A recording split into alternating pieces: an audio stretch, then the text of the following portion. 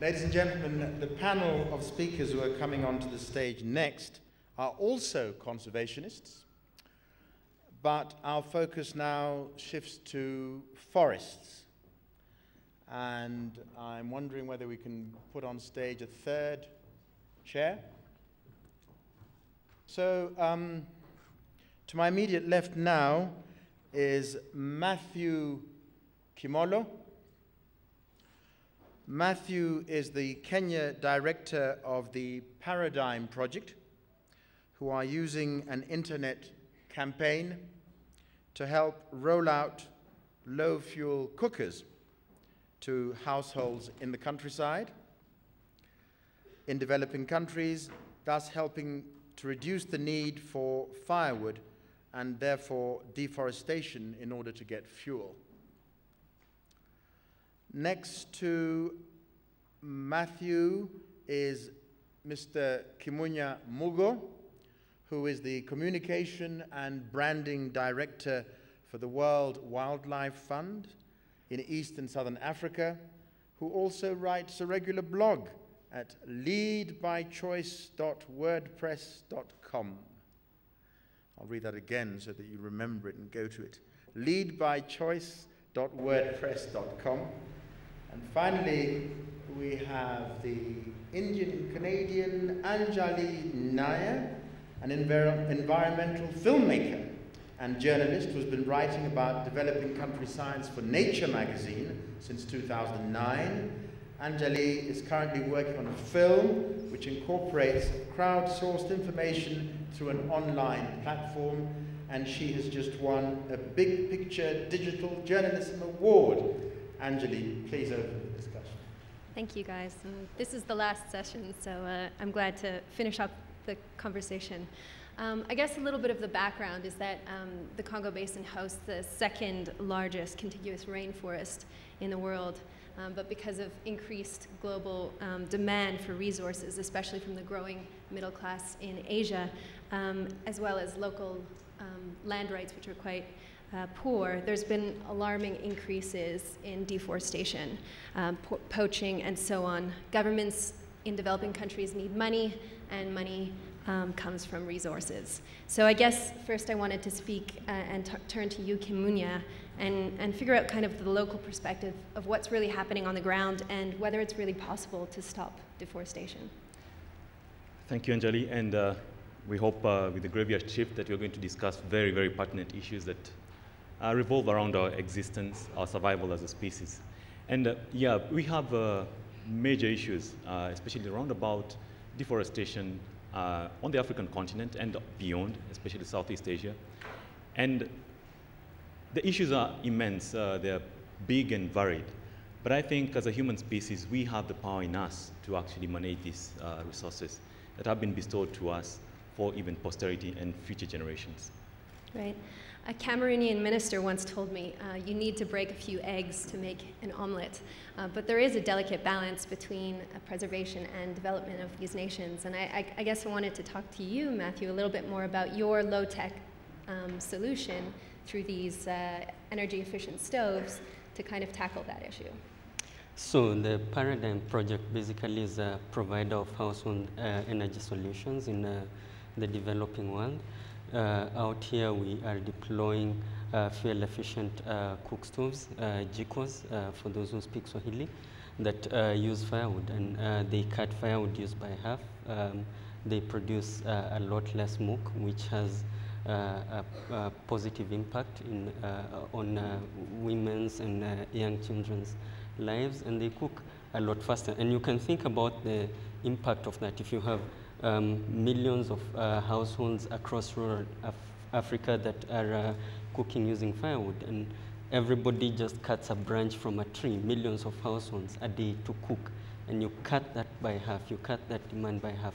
The impact is substantial. We're also looking at deploying technologies to reduce the demand for charcoal, better charcoal stoves, and that's what we basically do. That's great. So that's low tech. Let's talk high tech, or relatively high tech. You know, how can we use digital technologies, the technologies that we've been talking about, the ones that are being produced in iHub, all of these types of technologies, how can we use them to help improve conservation efforts, make them more effective? Places like the DRC, for example, there's no real central repository for any of this forestry information. I mean, you've got a little bit in the mining industry, you've got a little bit, you know, of dubious information that is coming from somewhere else. How can we actually get all of this information into one system where people can actually plan and check out alternatives? Maybe I can turn to you, Kimunya. There is a project called Moabi, which is being developed by the WWF. Actually, Moabi is developed by WWF, but in conjunction with other partners, and these include government ministries. And just to give a perspective of what we're talking about here, DRC is one big country with populations on both sides of the country. In the middle is a large contiguous forest, and it is so complex to manage this country that even in our own organization for about a decade, we had to manage our Eastern DRC project from Nairobi instead of from their home in Yaoundé. So that's how complex it is. And owing to this fact and the wars and insecurity that have been in this area, in this country, getting information in a central place is very difficult. And so this project was basically put together. It's looking at crowdsourcing, different people, different individuals, organizations, providing information to a central repository from which, you know, policy decisions can be made from, and strategic decisions on how the resources in the Congo forest can be managed for the people, for the local communities, but also for the global population. Yeah, so knowing, you know, where the roads are going to be made, what kind of planned concessions there are for iron ore, for example, you can start kind of projecting what the future will look like and whether, you know, other uses of that land, such as reforestation projects or so on, would be viable alternatives. So that's really to kind of what the first level is, really like knowing what's there. And that's a huge gap of information already. Once we start to know what's there, then we can start to look at how things are changing. That's kind of where my platform comes in. It's called This Is My Backyard. It's really about extractive industries in Africa and providing a platform for citizen journalists and activists to really plot what's going on in real time, expose the things that are happening, the injustices by certain companies, and getting that information out there. But you know, the ultimate goal of that, of course, is to cause change and to get people to think about it, engage in the conservation process. So again, I wanted to turn to you guys. You're both working on social media campaigns and also using social media to kind of you know, improve the numbers involved in your campaigns. Maybe Matthew, you can tell me about how you've engaged investors and end users in what you're doing. And for our case, I would be broader. It's not just social media. We basically deploy our products to really bottom of the pyramid consumers in urban areas and rural consumers, people who do not have access to smartphones and all that. But because our products come with a 1-year warranty, they have emissions reductions. We had to track them. We were using some paper forms, and we'd get several thousand of those. We've now moved to an internet-based platform where somebody can register their stove once they buy it to activate the warranty from a normal phone by SMS from a smartphone and on the internet itself.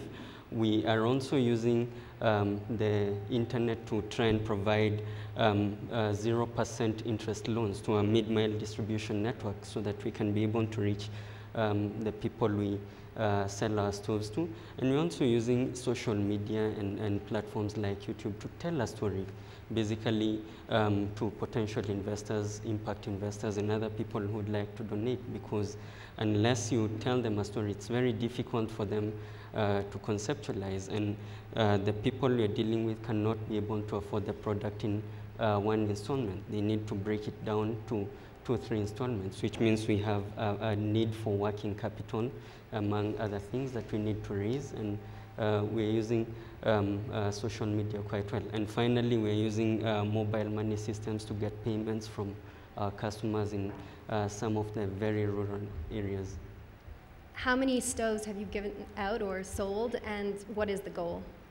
We have deployed right around 50-something thousand stoves in Kenya, and we are trying to see whether we can be able to deploy up to north of 70,000-80,000 a year in the next couple of years. Wow, excellent. Maybe, Kimunya, you can tell me a little bit more about your social media campaigns. I understand that you just launched something called Kill the Trade. So can you tell us about that? Yes, we've just launched a global campaign, and this is basically targeting on illegal wildlife trade and focusing on 3 key animals species. That's in Africa, that's the African elephant, the black rhino, or the rhino species as a whole, and also the tiger in Asia. And what we're looking at is raising awareness, especially in the consumers, some of the consumer countries, on the impact of their purchasing of these, the trophies from these animals on local populations back where the local populations of people. We're looking at the economic side, and also of the species as a whole. In Kenya alone, we're talking about a total of about 700 black rhinos in total across the country, from a population of about 30,000 about 20 years ago. So that's what we're looking at, and it's been launched across all social media, from Twitter, Facebook, and you can also tweet about this, and the hashtag is Kill the Trade. Basically, kill the trade that kills the rhino, or kill the trade that kills the elephants. Fantastic. Obviously, this is just the tip of the iceberg of what's possible in terms of technologies. I know that my platform was born out of a trip to IHAB when I think I was reporting on like what technology was being used for in this issue, and I realized there was a lot on natural disaster, but not really much on conservation. And I was like, why isn't anyone doing that? That's it's a perfect solution to some of the issues and some of the things that I'm doing in my films.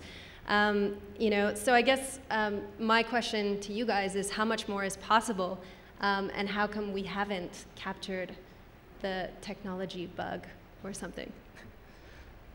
Well, I think I'll start off. It's not that we've not captured the technology bug. It's an issue of capacity, and sometimes in our realm, we're dealing with physical stuff that's out there, while we really need to engage more on the technology side. And just a few months ago, I got interested and wondered, how can I get this conversation going on an internet or online platform? And that's when I started to engage, and I remember shooting off an email to Jessica via LinkedIn and getting a response, and then getting in touch with UNDP. And what really drove me is some time back when a certain airline, which I will not name, ran an ad about their flights into Kenya and all, and I was very angry about the connotation of that specific ad, and I tweeted, and the following day I picked up the Business Daily, and my tweet was quoted, and I went like, so I can actually make a change somewhere. And that really inspired me to really push on and really engage in some of these discussions. Great. I guess I just want to finish up by saying that there are a lot of different projects that are going on out there, and if you want more information, you can just write to me over Twitter or write to these gentlemen over Twitter. There is some good stuff that's being done. We haven't talked about all of it here, but there are lots more potential kind of projects that could come out of the linking between conservationists, whether it's through forestry or wildlife, and the tech community. I think the iHub is a great starting point, and we need to continue having this dialogue. So I'll pass it over to you, John. Thank you very much indeed. Kimunya, that wasn't the graveyard shift, that was very much the Enlightenment shift. I think others agree.